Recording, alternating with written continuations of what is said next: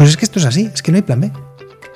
Es que o cambiamos o no hay alternativa. Es decir, necesitamos como sociedad y como especie migrar nuestros consumos energéticos a fuentes de energía renovable. Y necesitamos cambiar nuestros hábitos de consumo, nuestros hábitos de vida hacia modelos más sostenibles.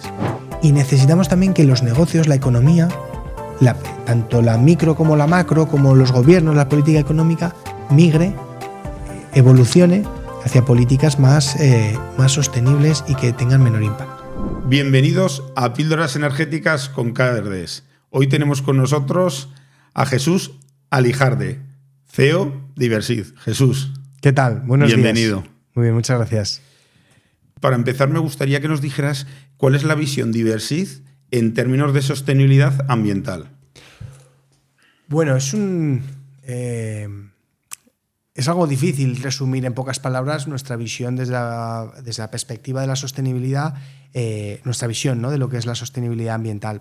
¿Por qué?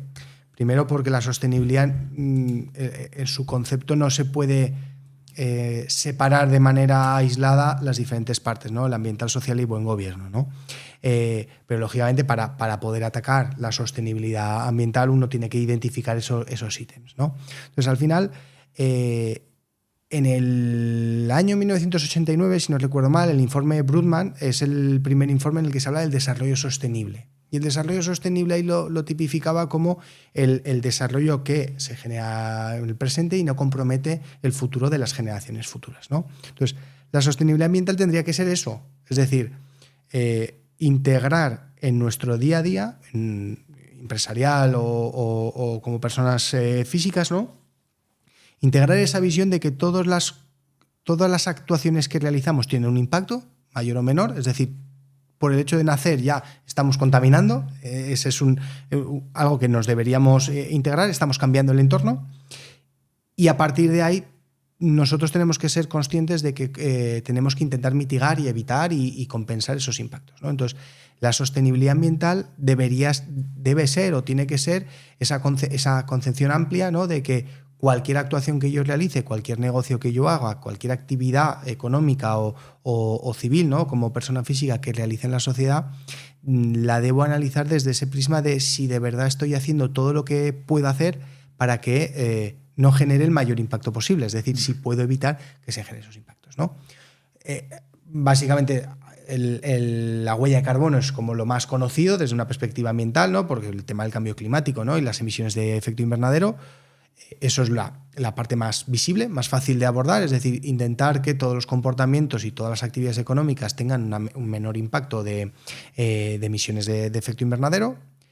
Está también la huella hídrica, es decir, lo mismo con el CO2, pero con el consumo de agua, es decir, que nuestro consumo de agua sea el mínimo posible y a partir de ahí, pues bueno, ser lo más respetuosos con los entornos, con la biodiversidad, con la preservación de la vida, pues no solo de los seres humanos, sino de la vida en general, ¿no? Pues para que todos podamos disfrutar de un medio ambiente y un entorno pues amigable con los seres humanos. ¿Con qué objetivo creasteis Ibersid? Pues también es otra gran pregunta.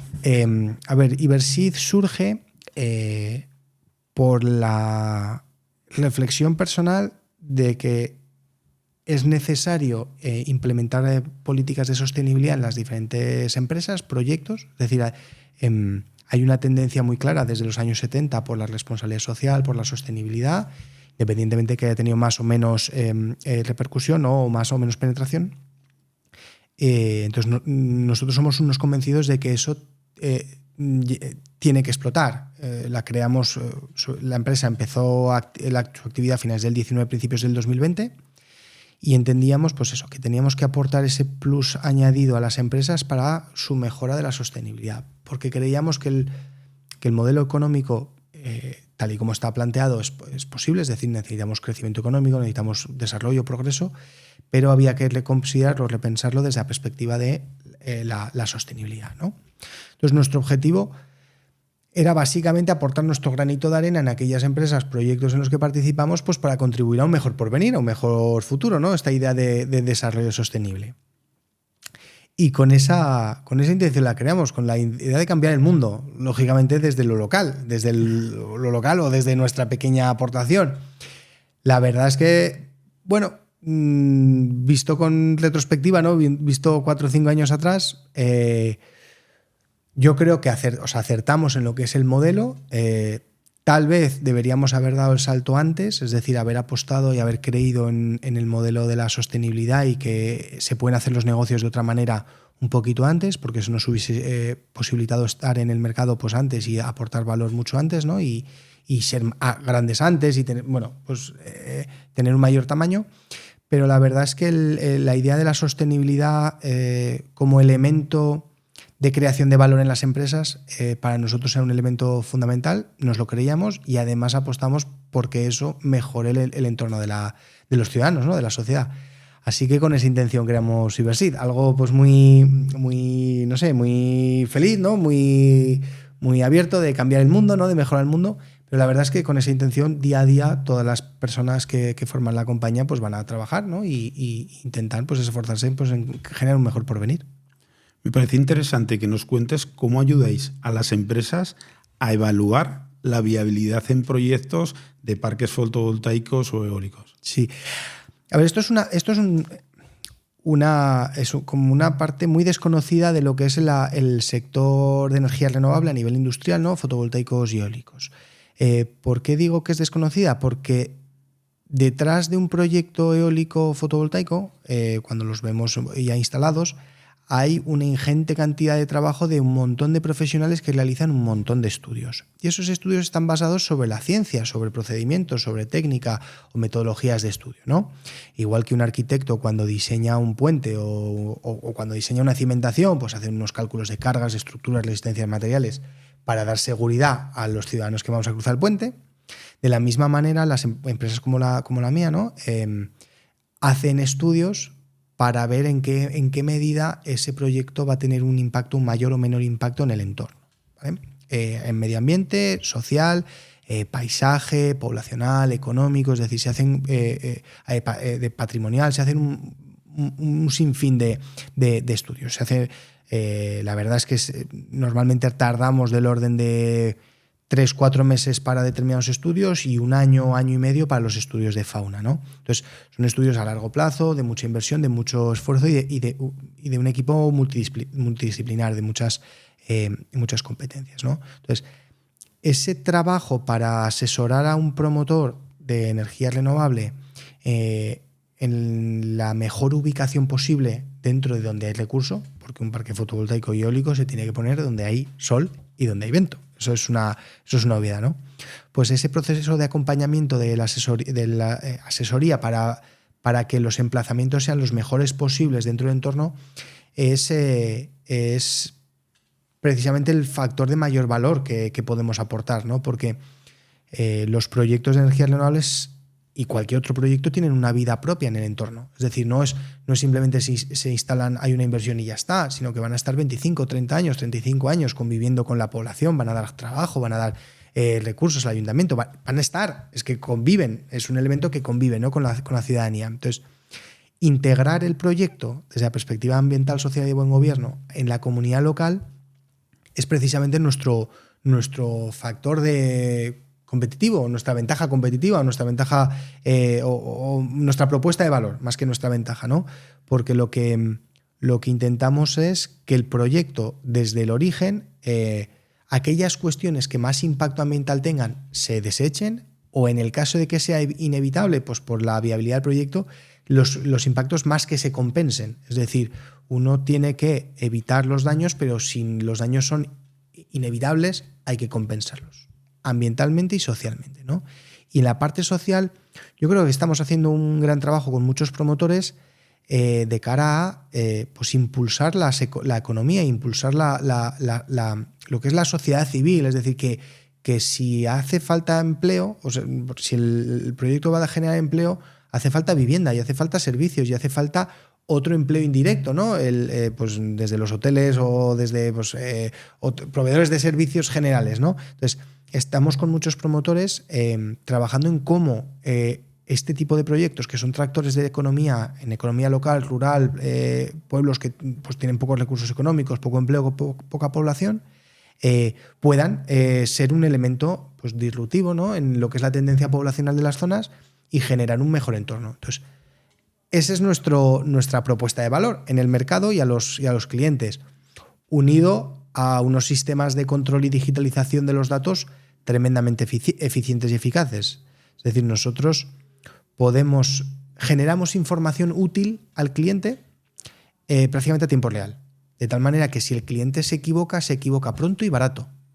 Y esto es muy importante en lo que es la economía en general. Si uno tiene un modelo de negocio, una empresa, y tiene que hacer una gran inversión y tiene que tardar 3 años, y cuando pasan esos 3 años de esa inversión se da cuenta que se ha equivocado, pues ha perdido 3 años y ha perdido una gran inversión. Entonces, nuestro sistema de reporte, nuestro sistema de indicadores, permite a los clientes tener esa información mucho antes y, por tanto, corregir, modificar los planteamientos y la estrategia de desarrollo pues mucho antes, con un menor coste.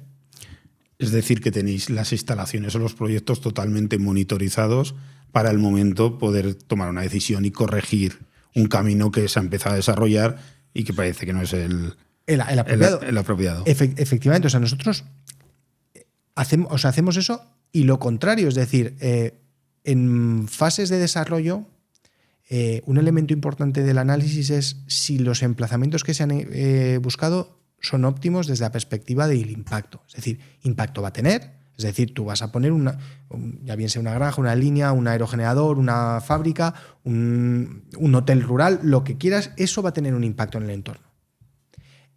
Lo que hay que medir es que ese impacto sea asumible, o sea, compatible, ¿no?, con los valores que se pretenden preservar. Entonces, monitorizar los diferentes indicadores, ¿no?, los ítems que nosotros tenemos para saber si efectivamente ese emplazamiento es el mejor o hay que desplazarse 2 kilómetros, 3 kilómetros o directamente descartarlo, cuanto antes es tremendamente útil. Y eso, la verdad es que nuestros clientes lo agradecen. Es uno de los valores de la compañía, ¿no?, la transparencia. Si yo detecto un problema, cuanto antes te lo comunico mejor y cuanto antes, o sea, si buscamos una solución compartida, perfecto, y si ese problema es un no-go, es decir, se acabó, pues yo tengo la obligación de decírtelo cuanto antes, aunque eso vaya en contra de mi contrato o de la continuidad de mi contrato, pues porque el proyecto se acabe. Y decía eso, que es lo que me planteabas, y lo contrario. ¿Lo contrario qué es? Pues que en los proyectos, una vez construidos, se requiere una vigilancia y una monitorización de aquellas cosas que se han planteado para corregir y evitar problemas, ¿no?, y compensar los impactos. Entonces, ¿qué estamos detectando? Que con nuestros sistemas de control y monitorización vemos qué medidas funcionan y qué medidas no. Y las medidas que funcionan es tremendamente gratificante ver cómo proyectos que se supone que estaban generando un impacto negativo a una tipología, pues las aves esteparias, fotovoltaicos y aves esteparias, que como los fotovoltaicos le quitan hábitat a la ave esteparia, pues parece que le está generando un impacto negativo.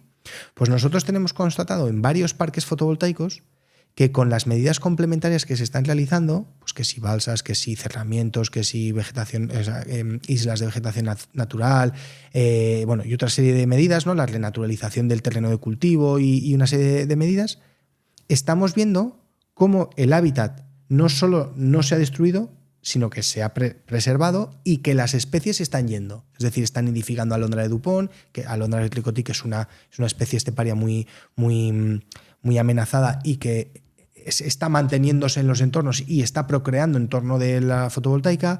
Estamos viendo también primillares con las medidas compensatorias, cómo se están reintroduciendo, y otra serie de aves esteparias que las medidas impulsadas por los promotores fotovoltaicos en las declaraciones de impacto ambiental y en las propias medidas complementarias están teniendo un impacto positivo. Y eso es importante, porque nosotros lo estamos midiendo y somos capaces de decir esta medida está teniendo un impacto, el impacto que se pretendía, y está mejorando la biodiversidad.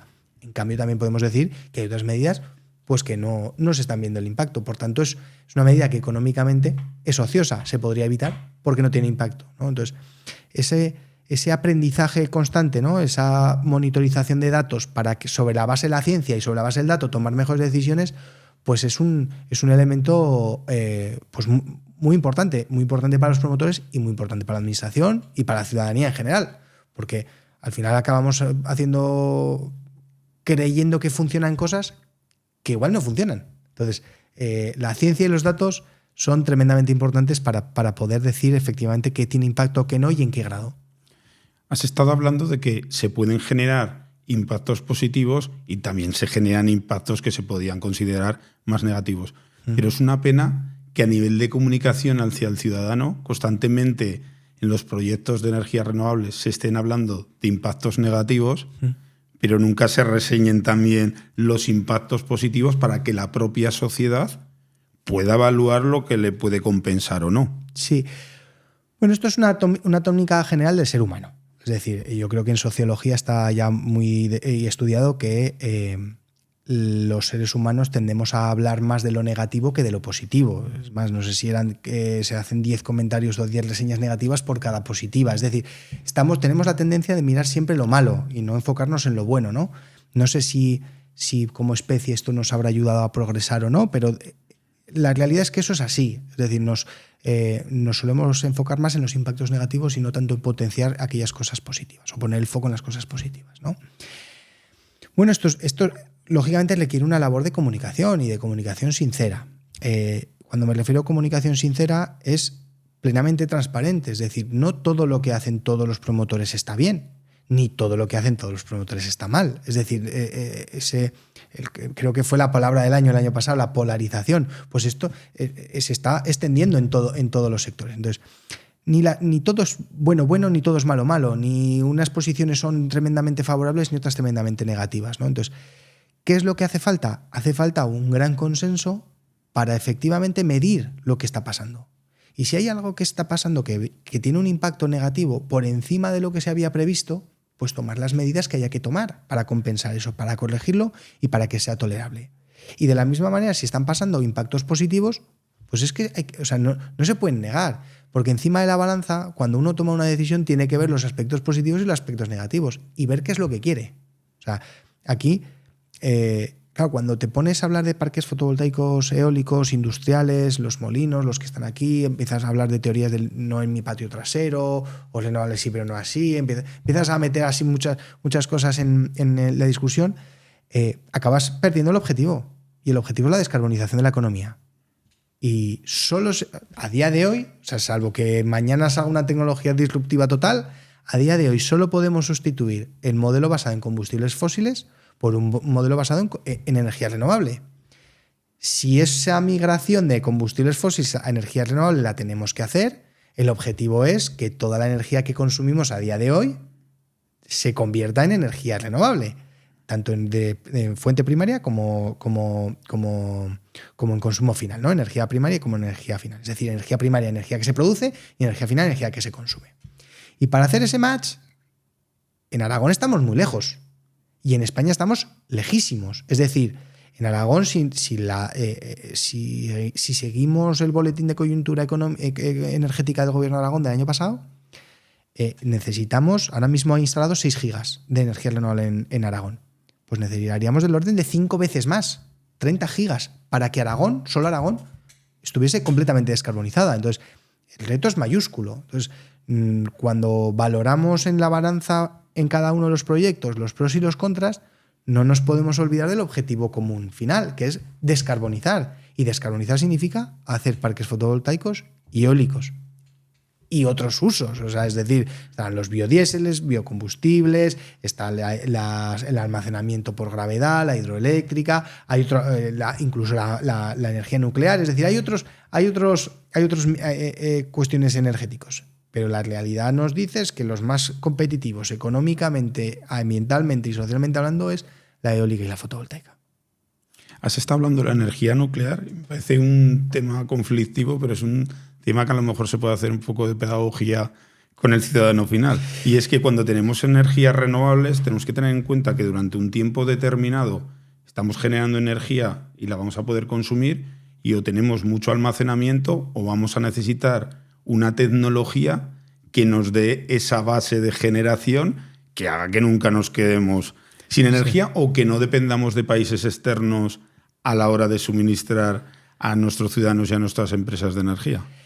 Es un elemento fundamental. Es decir, esto claro, es que choca a veces que la gente que defendemos las energías renovables defendamos las nucleares. Bueno, no es que defiendas la tecnología en sí, defiendes de que necesitas una base de generación. O sea, aquí hay que, o sea, como siempre, hay que intentar elevar el foco y ver la perspectiva, y sobre la perspectiva ir aterrizando en el particular.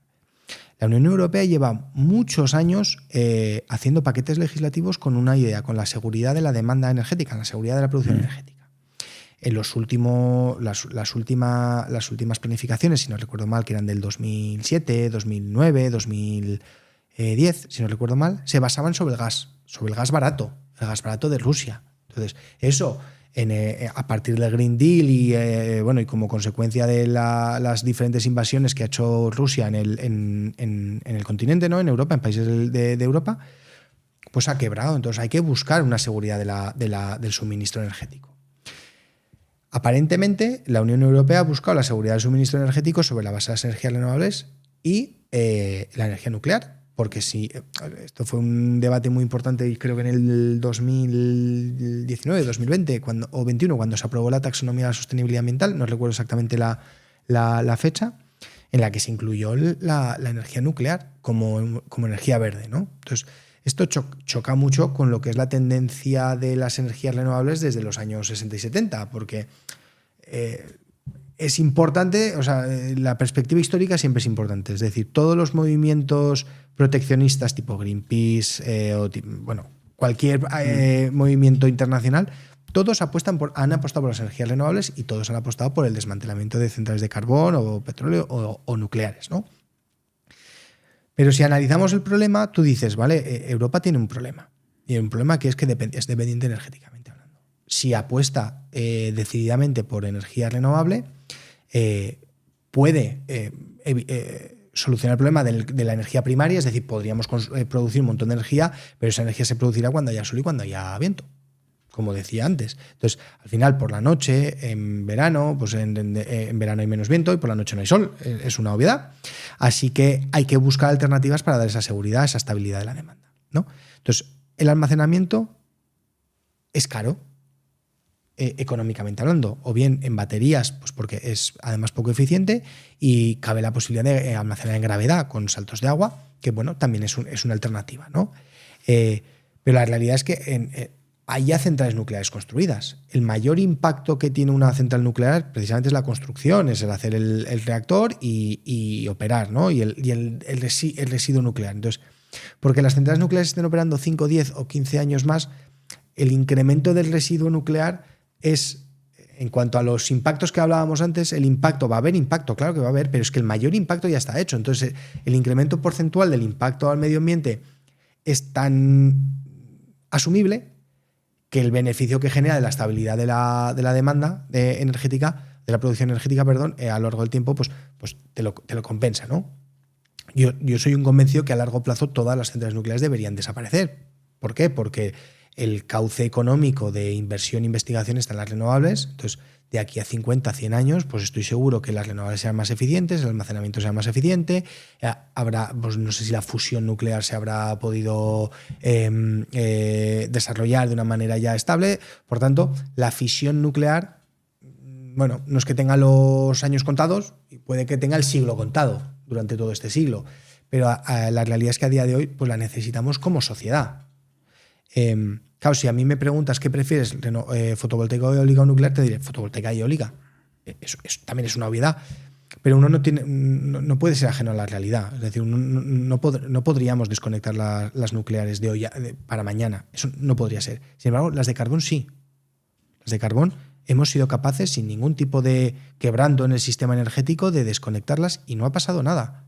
Es decir, hemos tenido que quemar más gas en los ciclos combinados, han servido de respaldo, pero la realidad es que, bueno, ahora lo estamos viendo, no sé si llevamos 15 días o 20 días en el tramo central del día con precios de energía negativos. Y esto es gracias a las energías renovables. Entonces, si somos capaces de incorporar vectores energéticos tipo hidrógeno, que en las horas de más producción generen el gas y se pueda quemar en horas de menos producción, o almacenamiento, ya bien sea en baterías, ya bien sea térmico, ya bien sea por gravedad, pues habremos resuelto el gran problema que tenemos de la incertidumbre en la producción, ¿no? de la variabilidad de la producción en cuanto al recurso. Hemos hablado en algún momento no de la falta de transparencia a la hora de comunicarlo, sino que el ciudadano tiene poca información en un sector que ya de por sí es un poco enrevesado y un poco complicado de explicar. Pero Francia, por ejemplo, sí que está apostando por microcentrales nucleares, que probablemente porque quieran que tengan una vida útil pues más pequeña o más reducida que la de ahora, pero la gente se tiene que dar cuenta que simplemente cuando nosotros paralizamos para realizar mantenimientos en una central nuclear, los precios en el mercado se tensan, porque empezamos a depender más del gas y a lo mejor las personas también deberían tener información de los países de los que dependemos de suministro de gas y si son países más fiables o no. A la hora de tener una estabilidad, no me refiero en otros términos, sino a la hora de que nos vaya a dar estabilidad, pues una Argelia o un Rusia, a la hora de darnos una estabilidad, no se aprovechen o intenten aprovechar de un momento determinado de necesidad. Sí. Entonces, ¿no crees que falta un poco terminar esa comunicación de información total para que el ciudadano pueda decir, pues igual las nucleares durante un tiempo determinado, hasta que tengamos una mayor capacidad de producción de energía renovable, es un daño menor? Sí. A ver, yo creo, aquí hay, en lo que has planteado, yo creo que como tres grandes líneas, ¿no? La primera es el empoderamiento del ciudadano en los sectores energéticos, con la idea de la energía. Esto la Unión Europea, si no recuerdo mal, en el reglamento de gobernanza de la Unión, un reglamento del 17 o del 18, dentro de lo que es el paquete de invierno del Winter Package, ¿no? Que eran, pues bueno, normativa energética desde en los próximos 10 años, ¿no? Que salió aprobada en el 17, si no recuerdo mal. Planteaba que el consumidor es el centro del sector energético y lo planteaba el consumidor desde la perspectiva de la información, de la formación y de la seguridad del suministro. Es decir, tenemos que el sistema tiene que garantizar esas cosas. Entonces, que el consumidor, que el ciudadano tiene que tener más información y tiene que estar más empoderado desde la perspectiva de la energía, sí, sin lugar a dudas. Es decir, en todos los sentidos, desde entender una factura, saber lo que estás pagando, hasta saber de dónde te está viniendo la energía, hasta saber qué alternativas tienes y uno ser consciente de que el consumo energético de un país va más allá de mi consumo doméstico. Es decir, que hay fábricas electrointensivas que consumen una única fábrica más que toda una ciudad española, más que una capital de provincia. Entonces, uno tiene que ver el alcance del problema, ser consciente de todo eso. La segunda cuestión, yo creo en el tema nuclear, esto al final es una visión mía que igual es sesgada, lógicamente, porque cada uno tiene la opinión que tiene, ¿no? Yo creo que la energía nuclear se está planteando el calendario de desmantelamiento, pero también se han aprobado prórrogas de la operación de las plantas. Entonces, creo que hay un consenso bastante potente en lo que es la sociedad de que la energía nuclear que se tenga que mantener, que se mantenga, y aquellas que haya llegado ya a un fin de vida útil y que el rendimiento, un poco lo que decía antes, que la generación del peligro o del daño, ¿no?, de mayor residuo nuclear no compense la energía que se va a generar, pues en esas ya hay que programar el calendario de desmantelamiento, ¿no? Es decir, a medida que vayan entrando renovables y almacenamiento, pues parece que tiene sentido ir desmantelando pues una a una o dos a dos o cuando tenga que ser, ¿no? Pero eso, yo creo que en términos generales, igual es una visión un poco sesgada, insisto, pero en términos generales yo creo que la energía nuclear, nadie en España está planteando nadie, vectores muy pequeños, ¿no?, de la sociedad están planteando nuevas centrales nucleares, y lo que todo el mundo está planteando es, oye, las que hay son las que hay, y cuando llegue el momento, no solo de vida útil, sino de económicamente, desde una perspectiva del sector energético y del impacto ambiental, de cerrarlas, se cerrará. Y en cuanto al tercer planteamiento, la tendencia está de los microreactores nucleares, que pues parece ser que en Estados Unidos está teniendo algo más de calado. Y es que, sinceramente, creo que es volver al problema. O sea, se mantiene el problema. Es decir, más allá de que sea el reactor más pequeño, eso significa que si hay un incidente, el incidente va a ser más pequeño, pero vas a tener que seguir manejando combustible nuclear. Es Y el problema, la materia prima de combustible nuclear tampoco está en Europa. O sea, Francia ha basado su crecimiento en energía sobre la base de la energía nuclear. No sé si tiene 150, 170 centrales nucleares, es decir, es una barbaridad. Pero claro, sobre la base de que el uranio los traía de las colonias de África. Es decir, explotando los recursos de terceros países en unas serias condiciones sociales y de buen gobierno en aquellos terceros países. Entonces, si de verdad queremos un crecimiento en el resto del planeta, como el que hemos tenido en la Unión Europea, en el que las personas seamos el centro, tengamos un crecimiento económico, un crecimiento social, el incremento, ¿no?, del índice de vida, ¿no?, del ser humano en todos los países, tenemos que buscar formas tanto de aprovisionamiento energético como de otros materiales que sean respetuosos con toda la cadena de valor. Entonces, yo dudo bastante de que los microreactores nucleares puedan llegar a ser una solución. Sinceramente, más bien lo dudo. Creo que es como un último coletazo de una industria que está viendo el fin en el 2100 o 2100 y pico y que quiere plantear un alargamiento de la vida. Cosa que es totalmente lícita. Es decir, ha habido otras industrias a lo largo de la historia, pues los trenes a vapor, de máquina a vapor, pues que lo que intentaban es alargar lo máximo posible la vida de sus inversiones, ¿no?, de su modelo de negocio. La cuestión es que también creo que a nivel energético no se tiene muy claro cuál es el energético en general, es decir, movilidad, el consumo eléctrico está claro, va a ser renovable con almacenamiento, pero en movilidad y en grandes consumos térmicos ahí no se tiene del todo claro a dónde vamos a ir, ¿no? Yo creo que ese planteamiento como ciudadano hace falta. Es decir, hace falta que los ciudadanos vean que hay un consenso del modelo al que vamos. No puede ser que las políticas energéticas son a 10 años vista. Lo que se regula hoy tendrá un efecto dentro de 10 años. Entonces, hace falta amplios consensos y que el ciudadano vea que esos amplios consensos están basados sobre el interés común, sobre el bien común, ¿no? Entonces, a tu planteamiento de más información ciudadana, sí, seguro, más conocimiento, más empoderamiento ciudadano en el sector energético, hace falta, sin lugar a dudas. En otros también, pero en el tema energético es claro, es evidente. En cuanto al tema nuclear, yo creo que hay un consenso más o menos solvente de que no se tiene ni que acelerar ni que retrasar innecesariamente la vida de las centrales. Y este es mi planteamiento personal, que los microreactores nucleares no creo que vayan a tener éxito. Pero es un planteamiento personal.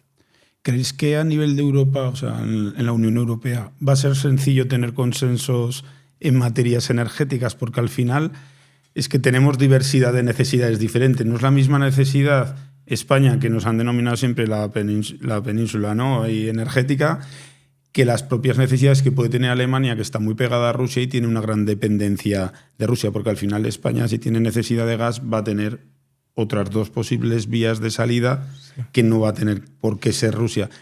Y luego, por ejemplo, en materia energética, Francia tiene una materia energética que continuamente de presión a que esas energías nucleares en la que ellos basan su generación en un alto porcentaje se denominen como verdes. Es uno de los países que más presión ejerce. Entonces, como que hay diferentes cuerdas y cada uno tiramos de nuestra cuerda, y no sé si ves que puede ser sencillo el llevar hacia una dirección unida en la Comunidad Europea la política energética. A ver, yo me baso también en lo que ha habido estos últimos años. Estos últimos años, lo que pasa es que yo creo que estamos todos un poco despistados, o hay demasiado ruido. Pero estos últimos años, desde el COVID, el COVID fue un elemento relevante en cuanto al consenso europeo. Es decir, nos permitió hacer cosas que años atrás eran impensables, o sea, desde los eurobonos, ¿no?, desde las compras conjuntas, bueno, una serie de cuestiones que a nivel integración europea han supuesto la ruptura de los planteamientos más de los halcones, los famosos halcones que nos atacaban durante la crisis, ¿no?, de inmobiliaria a España. Entonces, yo creo que a nivel energético hay un buen consenso, hay un consenso sólido en la Unión Europea. El consenso está basado en los objetivos climáticos, es decir, el Fit for 55, ¿no? De reducción de las emisiones, generación de energía eléctrica renovable y demás. ¿Dónde están las aristas? Pues las has identificado tú bien claramente. Es decir, hay 3 aristas. Una, las interconexiones, es decir, España y Portugal somos una isla, es el mercado ibérico, por eso tenemos nuestro propio precio, y el resto de Europa tiene su propio precio a nivel eléctrico. Si interconectásemos de una mejor manera, más eficiente, pues estaríamos hablando de otra situación. Es decir, España se convertiría, pues si no recuerdo más, es en el Texas de Estados Unidos. Es decir, seríamos, de principios del siglo XX, seríamos el motor energético de la Unión Europea, porque podríamos producir muchísima energía que impulsaría el desarrollo de nuestros países vecinos, ¿no? Claro, esto cuando se habla de energía es feo. Mucha gente dice, no, es que producimos la energía aquí y la consumen allí. Bueno, y producimos cerdos aquí y se consumen allí. Y producimos alfalfa aquí y se consume allí. Y producimos coches aquí y se consumen allí. Es decir, no entiendo por qué cuando se comercia con un bien físico, con un bien, es bueno, pero cuando se comercia con electricidad, es malo. O sea, eso, a nivel personal, yo eso lo llevo mal, no lo entiendo. Pero insisto, las interconexiones eléctricas de la península ibérica con la Unión Europea son imprescindibles. Y ahora hay varios planteamientos, ¿no? Desde pues, Cataluña, el planteamiento central y el de Endaya, ¿no? El del País Vasco, pues bueno, que se lleva hablando muchísimos años y que va a llegar un momento en el que eso ya va a ser inaplazable y se va a tener que abordar de manera seria y solvente. En cuanto al gas, como tú bien dices, claro, es que Alemania basó todo su crecimiento en el gas barato de Rusia. Esto es así, o sea, Alemania ha sido la locomotora de la Unión Europea gracias al gas barato de Rusia. Entonces, bueno, pues como decía antes, las políticas energéticas tienen un impacto a 10 años vista. Pues es que Alemania ahora tiene que pasar su travesía, su penitencia. No hay más, entonces tiene que reconvertirse. No, el gas aparentemente también es una energía obsoleta. Cuando me refiero a obsoleta no digo que no se tenga que usar ahora, sino que ya hay que sustituirla. Ya todo el mundo está pensando en sustituir el gas. ¿Cuándo será? Pues en el 2030, en el 40, en el 50, en el 60, pero ya no está. Ya es casi del pasado, ¿no? Entonces, Alemania tiene un serio problema, y es que, claro, todo su crecimiento, todas sus empresas están pues eso, basadas en el gas, y ahora se da cuenta de que hay que hacer un montón de inversiones, hay que cambiar el sistemas, y eso pues ralentiza el crecimiento económico. Por eso Alemania ahora está frenando, no sé si entró en recesión en el último trimestre o está ahí o se salvó por los pelos. Está en una situación difícil. Y el segundo país en liza es Francia. Pues claro, pues es que Francia también tiene su propia idiosincrasia. Es decir, pasa que igual también se nos ha olvidado a todos. Creo que fue en el 2019, cuando Macron subió el impuesto al diésel, salen los chalecos amarillos a la calle. Casi aquello fue, bueno, pues casi la Revolución Francesa otra vez, por subir el impuesto al diésel. Es decir, a una tecnología obsoleta y contaminante a la que hay que grabar, porque el principio de la Unión Europea es quien contamina paga. Cuando se planteó un impuesto que iba en línea con los valores de la Unión Europea, se echó la población a la calle. Aquí pasó prácticamente lo mismo. Con los transportistas se ha estado subvencionando el combustible durante muchos años, ¿no? Durante estos dos últimos años seguro. Entonces, yo no digo que haya que hacer lo que no haya que hacerlo. Lo que digo es que si vamos a otro modelo, lo que hay que hacer es impulsar ese otro modelo, no mantener la pervivencia de un modelo obsoleto, ¿no? Entonces, ahí la Unión Europea se tendrá que aclarar y tendrá que ver si el gas de Alemania o el modelo de los países del este basados en el gas, el modelo nuclear de Francia o nuestro modelo de renovables, pues cuál es el que más interesa a la estrategia común. Y la estrategia común es producción de energía renovable y descarbonización de la economía. Así, o sea, yo lo veo, o sea, lo veo blanco y en botella. Lo que pasa es que nos tenemos que anticipar, o creo que nos tenemos que anticipar. Yo creo que España en general y Aragón en particular están en una situación de partida. O sea, el otro día se hablaba de la ventana de oportunidad.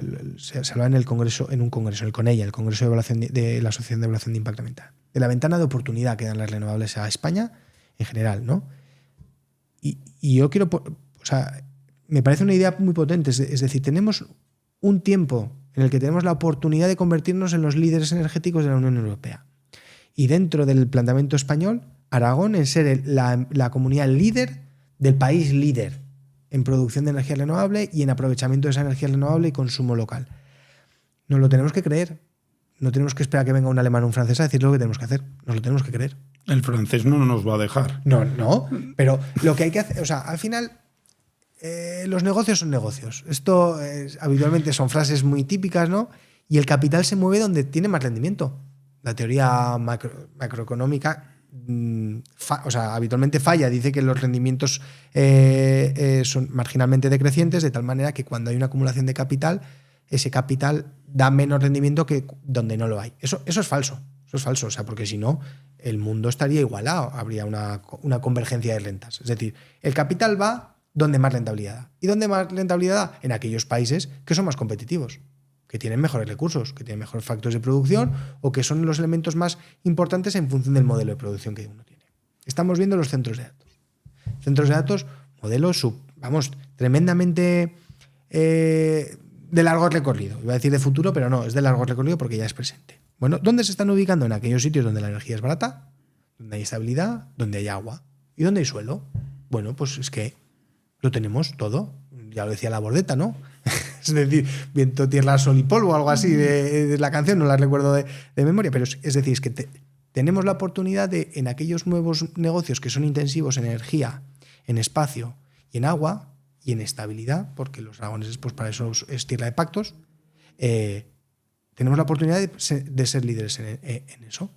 Pues ya está, pues es que el francés no le va a quedar otra, ni al alemán ni al italiano, es decir, si somos capaces de verdad de posicionarnos como líderes y vernos a nosotros mismos y creérnoslo, seguramente es que seremos la nueva locomotora de Europa. Pero claro, es que somos españoles, venimos de una historia de que no hemos tenido renacimiento, no hemos tenido revolución industrial, no hemos tenido nada por nuestra historia reciente. Pero es que ya vale, ya somos mayores, nos lo tenemos que creer. Está claro que para conseguir algo el primer paso es creérselo. Sí, y a partir de ahí ya ver qué pasos hay que dar para llegar al fin, ¿no? Es que no queda otra, es que, pues no sé, uno cuando monta una empresa que se cree que la empresa va a funcionar bien, porque cuando uno invierte dinero no dice, no, la voy a invertir, pero seguro que me va a ir mal. Pues vaya a cenizo, no, para eso regálalo, ¿no? El dinero. O lo mismo, cuando uno se casa a nivel personal, pues piensa que va a ir bien y está ilusionado. Pues esto es igual. O sea, o tenemos ilusión y vemos el objetivo futuro, el objetivo común, es decir, en el que vamos a salir beneficiados todos, o por lo menos todos en la misma manera, en la misma proporción, ¿no?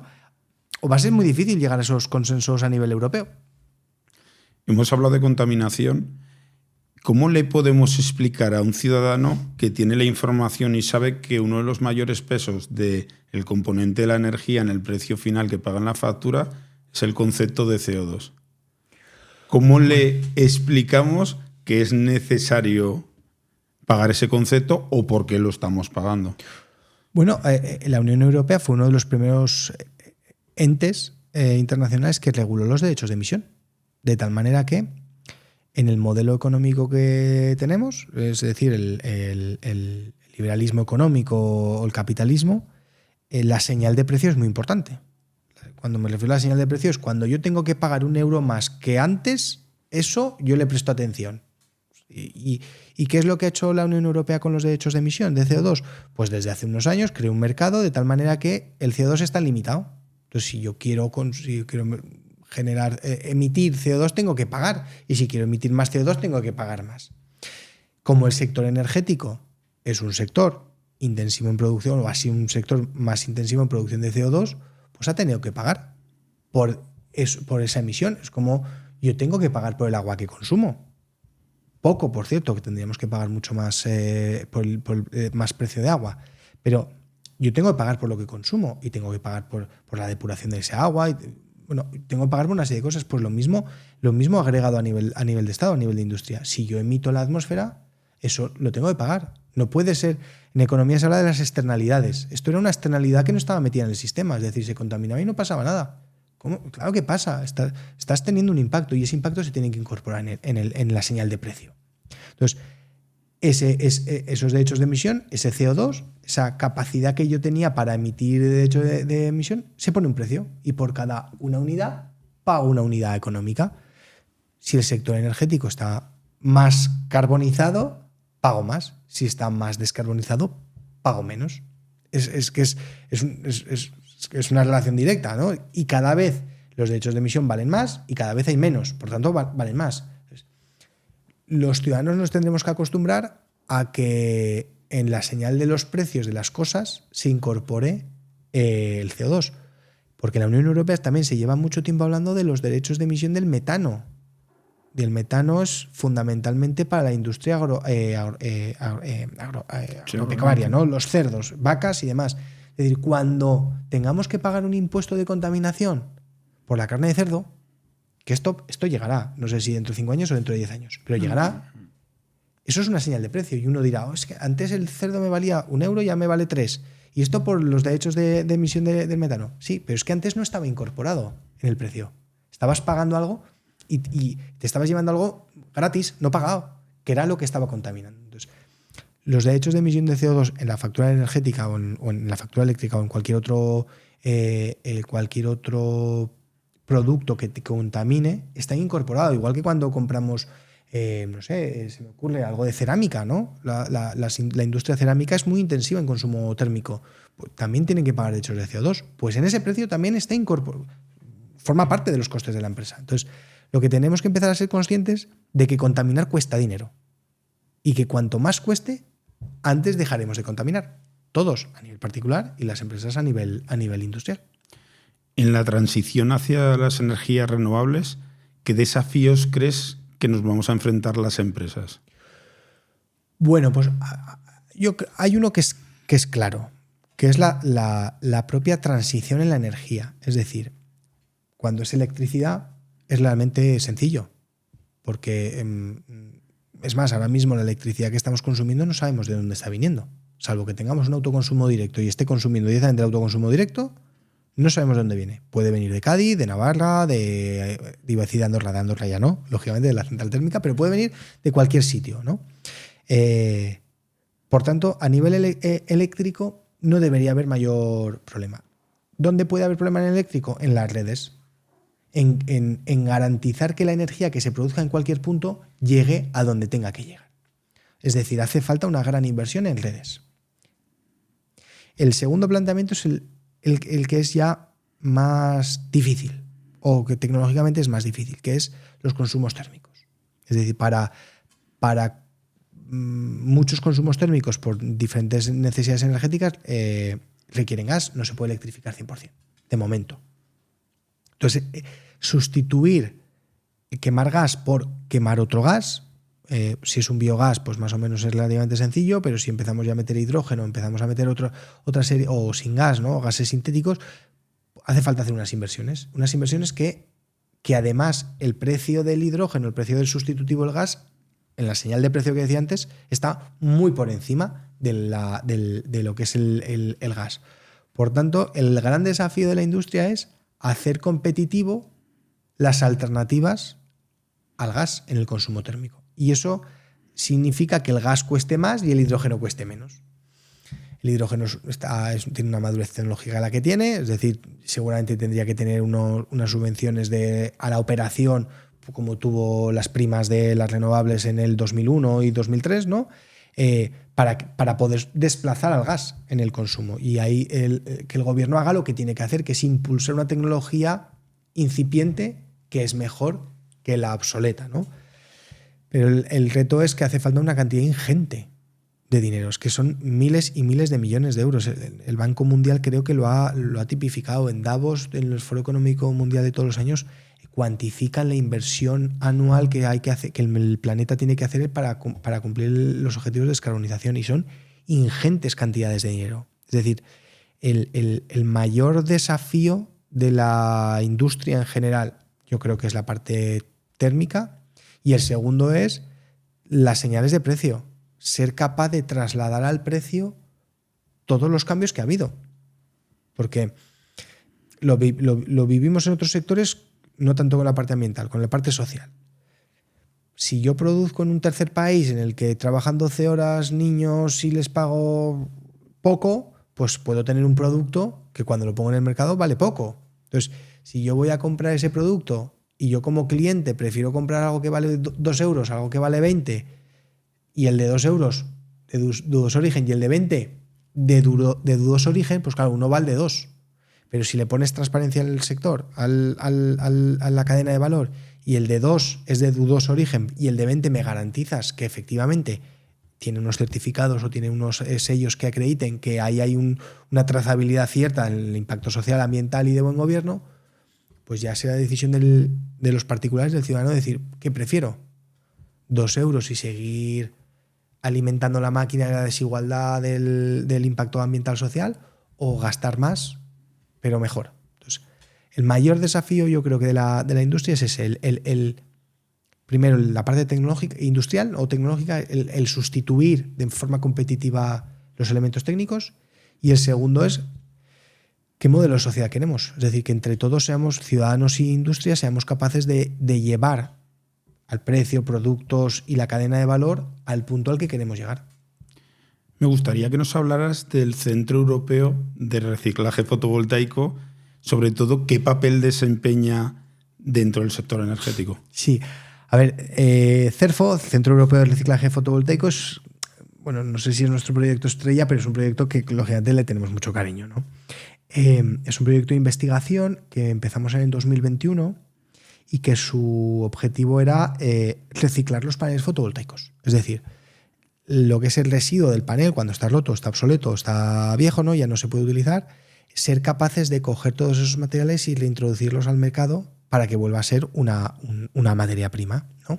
Entendiendo que, pues, si nosotros somos capaces de reintroducir los materiales de los paneles fotovoltaicos como materia prima, se podría reindustrializar la industria fotovoltaica. Es decir, que si yo soy capaz de volver a meter en el mercado el silicio, el aluminio, el vidrio y cobre y demás, pues si yo tengo una empresa al lado, esa empresa puede coger mis materiales y puede volver a montar un panel fotovoltaico. Entonces, esa era un poco la idea, el origen del proyecto, ¿no? Es decir, ser capaces de reintroducir materiales y además, insisto, con nuestra granito de arena, poder contribuir a que la industria fotovoltaica, la cadena de valor de la industria fotovoltaica se volviese a sentar en España, ¿no?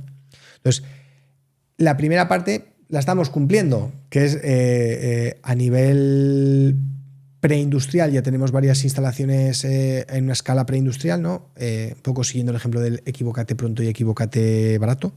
Hemos montado varias plantas preindustriales para investigar y somos capaces de recuperar el 95-96% de los materiales de un panel, cosa que está muy bien, la verdad. Son porcentajes que están muy por encima de lo que marca la ley y creemos que están muy por encima de la competencia como tal, ¿no? Nos falta, ahora mismo estamos en una ronda de financiación para conseguir financiación para la planta, ya una planta industrial con un tamaño pues ya importante, ¿no? En un municipio de aquí de Teruel, en Alcalá de Arzobispo, afectado por reto demográfico, transición justa, es decir, por varios aspectos, ¿no?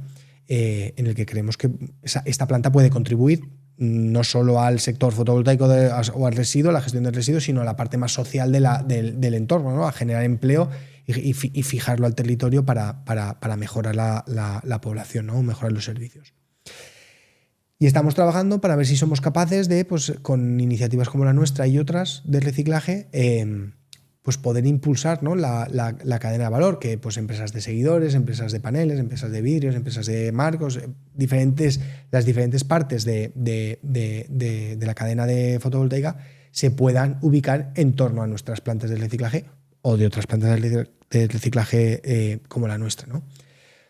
Nos parece, desde varias asociaciones, desde UNEF, por ejemplo, que es la patronal fotovoltaica, y desde alguna otra asociación de energía renovable y industriales, están planteando esa idea, ¿no? De que España sea el hub fotovoltaico de Europa. Entonces, vamos a ver. Nosotros, como siempre, aportamos nuestro pequeño granito de arena, nuestra participación y nuestra contribución a un mejor porvenir. Es un proyecto pues, que es 100% nuestro, que como es de investigación estamos invirtiendo muchísimo capital.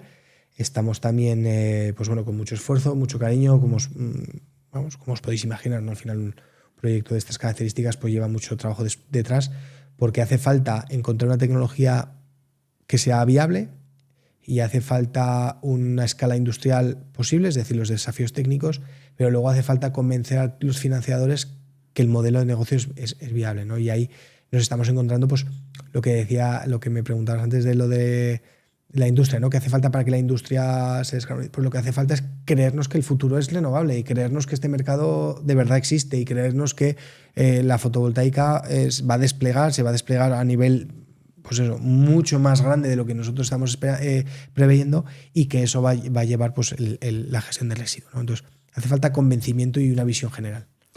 En este proyecto estás hablando de, bueno, que hace falta un gran capital y que estáis, bueno, haciendo rondas de negociación para obtenerlo. ¿Estáis obteniendo ayuda por parte de la administración pública? Pues sí, o sea, no podemos decir que no, porque evidentemente sí. ¿Que tendría que ser mejor, más eficaz? Pues seguramente, porque ya sabes que los empresarios somos muy llorones en estas cosas, ¿no? Siempre queremos más. Pero en este caso en particular, nosotros estamos satisfechos, ¿eh? En el 2021 concurrimos en una convocatoria de subvenciones en el Gobierno de Aragón y la obtuvimos, y gracias a esa subvención hemos podido hacer todo el proceso.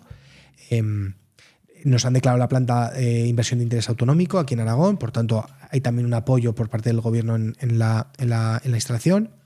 Nos presentamos a una convocatoria de ayudas del Instituto de Transición Justa y también hemos sido adjudicatarios provisionales de un 25% de la inversión de la planta de Albalate, que estamos hablando, pues, de 10 millones de inversión, 2,5 de subvención, números redondos, es algo menos, pero números redondos.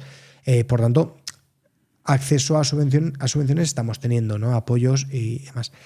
¿Qué es lo que falta? Falta eficacia o eficiencia, es decir, ahora mismo estamos pendientes de la resolución también de una convocatoria de ayudas, pues, que debería haber resuelto el mes pasado, en el mes de marzo. Estamos comprometiendo gastos sin saber si vamos a ser adjudicatarios de esa subvención. Si no somos adjudicatarios de esa subvención, es posible que tengamos que paralizar esos trabajos, porque es que nosotros no somos una gran empresa que hace su investigación y la subvención es una ayuda. Es que nosotros la subvención, es que sin la subvención no podemos investigar. Entonces, hace falta más eficacia y eficiencia en cuanto a lo que es la propia gestión de la ayuda. Pero sí que es cierto que en nosotros, con nuestro proyecto, no puedo decir lo contrario, tengo que decir que nos hemos sentido arropados.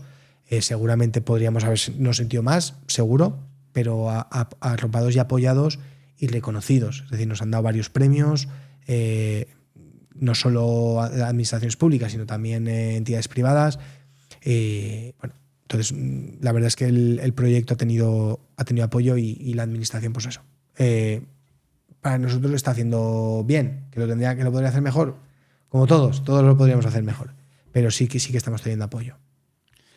Me gustaría que nos contaras si estáis observando alguna tendencia en la industria de la energía renovable que se tuviera que tener en cuenta.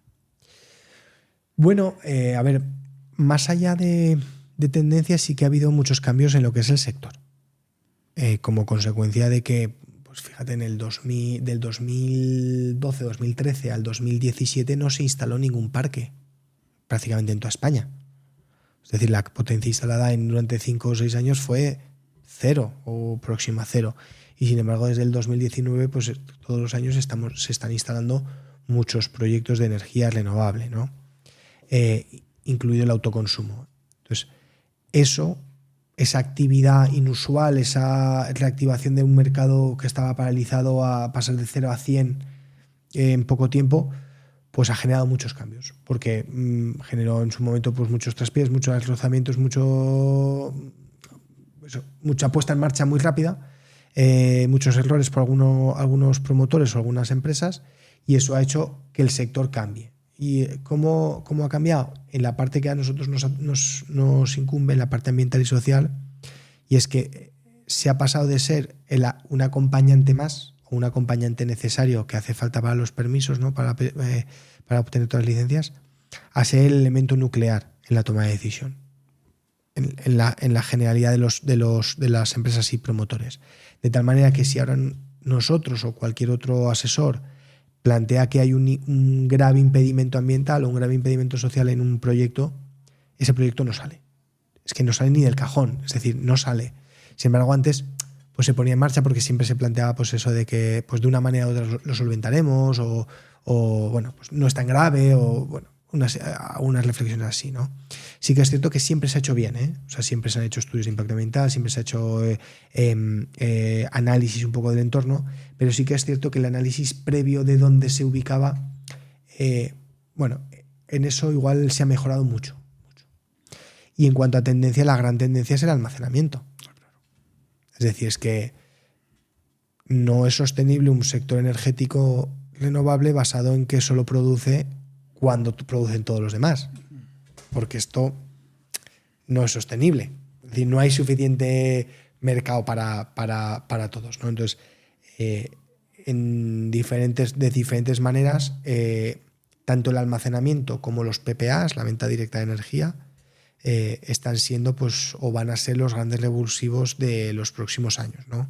De tal manera que se aseguren los promotores la venta de energía a través de los PPAs, ¿no? A un gran electroconsumidor, o con la vía del almacenamiento, pues como se ha hecho en el Ibon de EIP aquí durante muchos años, es decir, se bombeaba y se turbinaba en función del precio de la energía, ¿no? Se turbinaba, si no recuerdo mal, por la noche para subir arriba, o al revés, perdón, se bombeaba para subir arriba y se turbinaba cuando el precio cuando era necesario, ¿no? Entonces, esto va a ser así.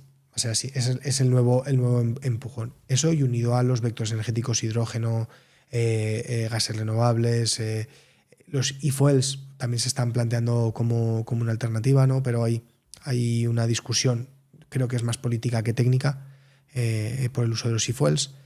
Pero vamos, los vectores energéticos y el almacenamiento van a ser las grandes, desde mi perspectiva, los grandes elementos a abordar en los próximos años. Y en la vía de los proyectos, desde luego, la conciencia ambiental y social, que ya ha pasado de ser un algo más a ser el algo que se tiene en los proyectos. Hablando del impacto medioambiental, me gustaría aclarar un poco a nuestros oyentes que nos dijeras la diferencia de impacto medioambiental que puede tener un parque fotovoltaico eólico en comparación con otro tipo de fuentes de energía. A ver, claro, es que el problema ya no solo es el impacto, es decir, el modelo energético de España, pues desde los años 60 hasta prácticamente hace 4 o 5 años, ha estado basado en un gran centro productor de energía ubicado en un sitio que generaba un impacto en ese sitio, un impacto industrial, de mucho empleo, de muchos impuestos, de muchos recursos ahí, y ese gran centro productor distribuía. Es decir, que eran como radios, como un eje de centro y sus radios, ¿no? Claro, eso con el modelo renovable se ha roto. Es decir, eso ya no funciona así. Ya no son grandes centrales energéticas que distribuyen energía a los territorios. Ahora el territorio es un gran centro productor de energía y distribuye la energía allá donde se requiere. Y esto es un cambio de concepto importante, muy importante. Porque pasas de un modelo centralizado, oligopolio, en el que 2 o 3 empresas tienen el control del mercado, a un modelo descentralizado, autónomo, en que cada comunidad autónoma, cada provincia, cada municipio puede tener una política diferente, y además con una gran variedad de actores energéticos. Es decir, este es un gran cambio que no se está explicando. Es decir, el modelo anterior era un oligopolio controlado por 2 o 3 grandes energéticas, y el modelo actual es un mercado competitivo en el que hay un montón de empresas vendiendo energía. Esto, que a nivel sector es así, claro, a nivel ambiental, pues lógicamente, a nivel impacto ambiental social, tiene sus repercusiones. No es lo mismo tener un único centro, pues como la Torre de Andorra, que tenía, no sé si 300 metros de altura o 300 y pico metros, que yo recuerdo que los gases de emisión de la Torre de Andorra repercutían en la producción de naranjas de la Comunidad Valenciana. No es lo mismo ese modelo a un modelo en el que yo tengo un montón de activos repartidos por el territorio, porque tienen un impacto visual, yo los veo, es decir, aquí en Zaragoza se puede ver perfectamente, estamos rodeados porque estamos en el Valle del Ebro, desde casi cualquier punto de la ciudad de Zaragoza vemos parques eólicos. ¿Eso tiene un impacto? Sí, porque lo ves, pero igual que lo tiene una ciudad. La ciudad la ves, igual que lo tiene una carretera o un aeropuerto. Es decir, vuelvo casi al inicio de lo que hemos comentado, es si el impacto es asumible con el beneficio que me está dando ese activo, ¿no? Entonces, ese es un aspecto. Y Luego tiene otro aspecto, que es el aspecto en el que más se está enfocando ahora la crítica, ¿no? O hay dos que se está enfocando la crítica. Uno es la mortandad de la fauna, o el desplazamiento de los hábitats de la fauna. Entonces, está claro que los aerogeneradores giran, están altos y giran. Y hay riesgo de colisión de aves y hay riesgo de mortandad en quirópteros, en murciélagos. Esto es así. Es decir, o sea, es un hecho objetivo. De la misma manera que las carreteras se atropellan a biodiversidad, de la misma manera que los trenes atropellan biodiversidad, de la misma manera que no sé si es el 8 o el 9% de las aves que mueren en Aragón mueren estampadas contra cristales de edificios. Es decir, esto es así y no se puede negar. Tiene un impacto contra la mortandad. ¿Qué es lo que hay que hacer? Hay que ver cómo podemos mitigar esos impactos, ¿no? Como pues con medidas de estas de disuasión, los pintados de palas que pueden o no ser efectivos, disminución de la velocidad de los aerogeneradores, paradas puntuales en función de los ciclos reproductivos o los ciclos de actividad de determinadas especies. Pues con datos y ciencia se toman mejores decisiones.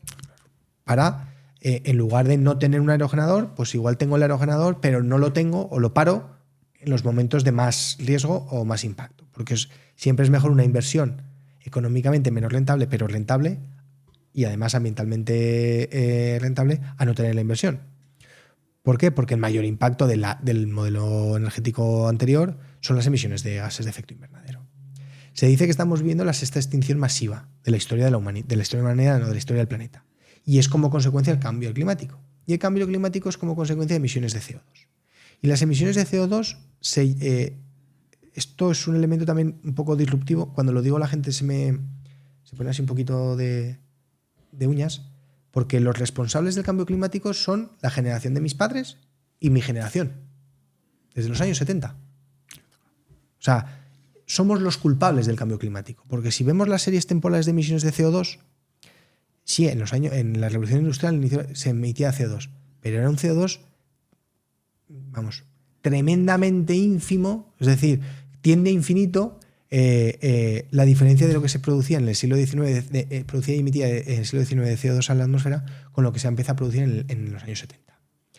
Es más, en el año 2015, con el Acuerdo de París de la reducción de emisiones, que todo lo firman, ese año el año siguiente genera un incremento de las emisiones de pendiente porcentualmente más importante de lo que veníamos atrás. Es decir, todos los países se pusieron de acuerdo para reducir las emisiones y al año siguiente lo que hacen es emitir mucho más de lo que estaban emitiendo. Entonces, el gran impacto de otras fuentes de energía renovables, otras fuentes de energía son los gases de efecto invernadero, CO2, partículas pesadas, dióxido de azufre y demás.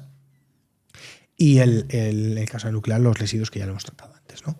Y en el caso de la fotovoltaica, el otro impacto que tiene es el desplazamiento de hábitats. Como ocupa mucho espacio, pues claro, el espacio ocupado ya no puede estar ocupado por otra cosa. Es así de sencillo. En el espacio-tiempo, dos cosas no pueden estar en el mismo sitio.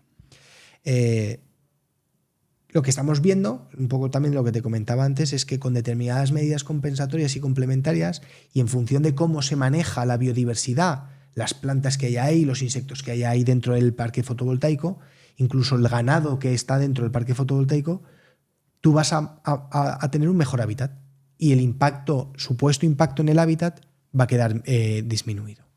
Por tanto, los mayores impactos, con lo que tú me estabas diciendo, con respecto a otras tecnologías, es una mayor mortandad en la fauna, una mayor ocupación del espacio físico versus a una centralización de un modelo económico y versus a una producción de residuos o de gases de efecto invernadero.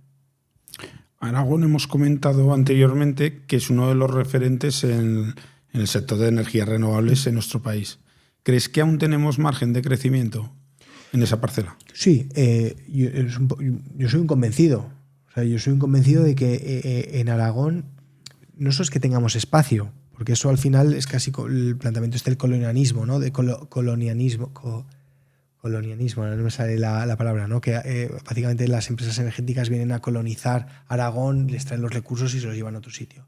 No solo es que tengamos espacio, es que tenemos la oportunidad de hacer realidad el cambio del modelo productivo. Es decir, si antes, como bien decía, era un centro el que distribuía a los diferentes sitios, ahora lo que tenemos que conseguir es que los centros que producen en torno al territorio produzcan a las empresas en torno al territorio, es decir, que se conecte de manera directa, o bien vía autoconsumo, o bien inversión en redes, los centros de producción con los centros de consumo.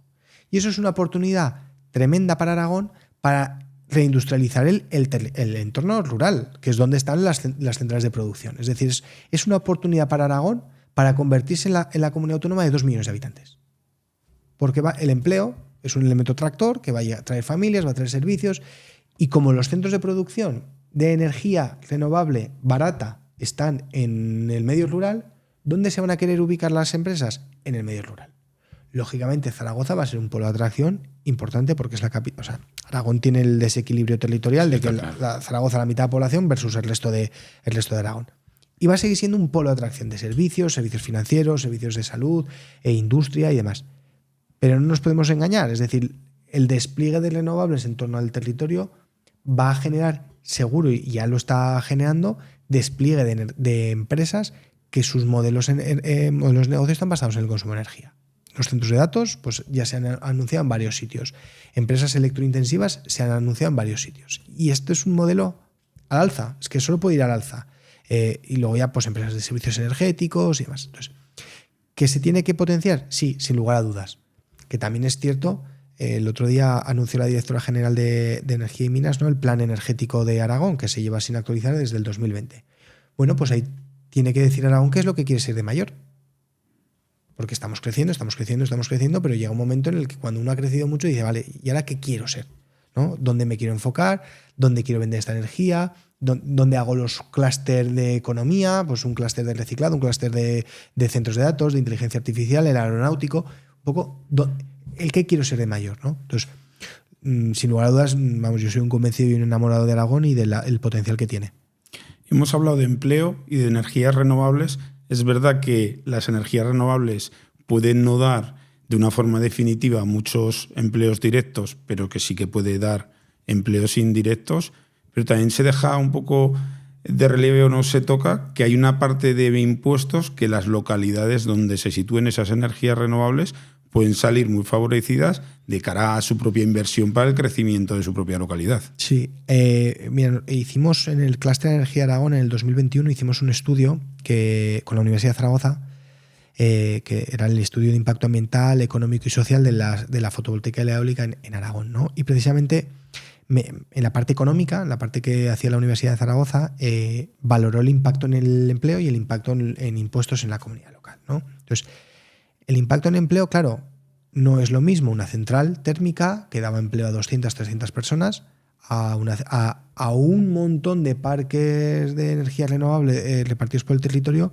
pues que dan empleo a menos personas a nivel local, ¿no? Porque hace falta mantenimiento, hace falta pues el desbroce, hace falta pues una serie de cuestiones que es un empleo cuantitativamente poco relevante.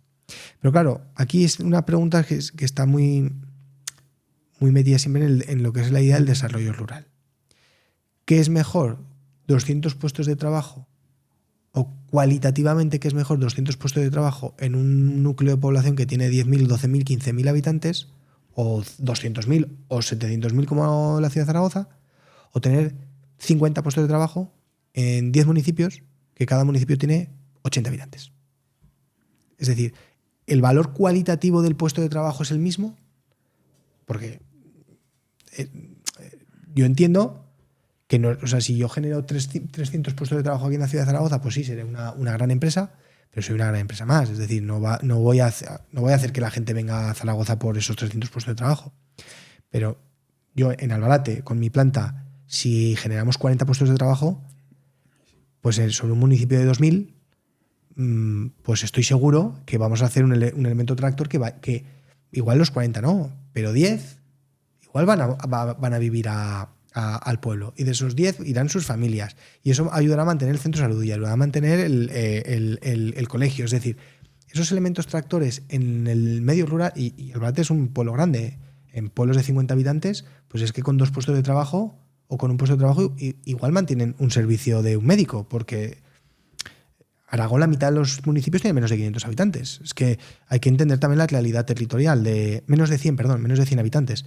Hay que entender la realidad territorial de Aragón, ¿no? Entonces, como tú bien dices, genera menos empleo que otras industrias, menos empleo local, pero eso no significa que no genere empleo y tampoco significa que el empleo cualitativamente hablando sea desdeñable. Y la otra parte que hablabas de los impuestos.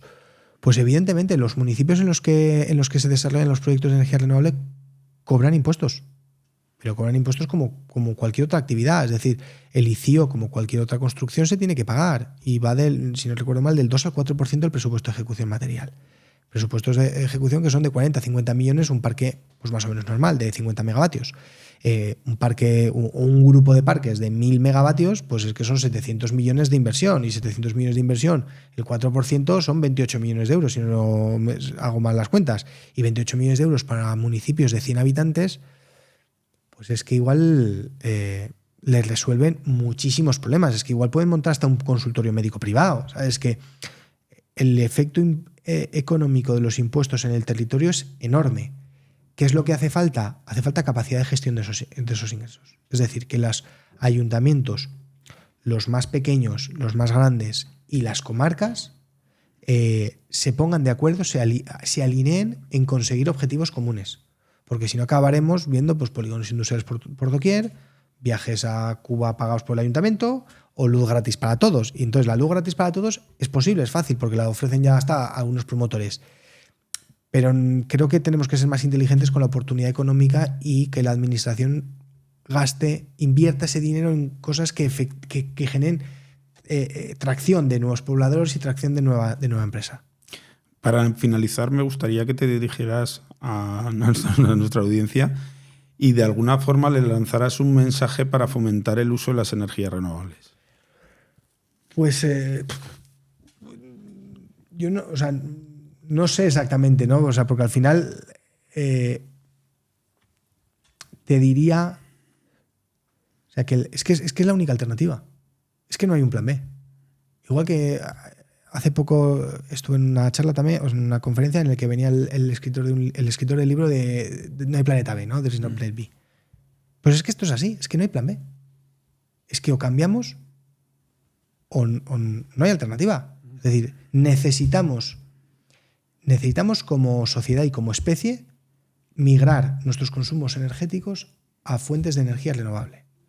Y necesitamos cambiar nuestros hábitos de consumo, nuestros hábitos de vida hacia modelos más sostenibles.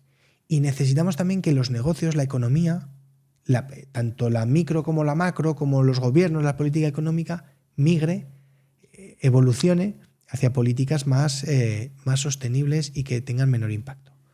Por tanto, yo plantearía dos mensajes. Uno, que no hay alternativa, y esto es un mensaje un poco catastrófico, ¿no? Catastrofista, de que pues, es que nos vamos al garete. Y dos, que es más barato. Y la señal de precio nos mueve mucho. Mover el consumo de energía, de otras fuentes de energía a energía renovable es más barato. Y si es más barato, al final nos va a generar una independencia, un desarrollo económico mucho mejor a cada uno de los ciudadanos. Muchas gracias, Jesús, por haber aceptado la invitación y haber compartido con nuestros oyentes pues, todas tus experiencias. Y te agradezco que hayas querido compartir este espacio con todos nosotros. Nada, muchas gracias a vosotros y para cuando queráis. Muchas gracias. Puedes apoyar nuestro canal suscribiéndote, dándole me gusta o incluso compartiéndolo entre tus contactos. No olvides que también puedes escuchar nuestro podcast en Spotify, iVoox y en Apple y Google Podcast.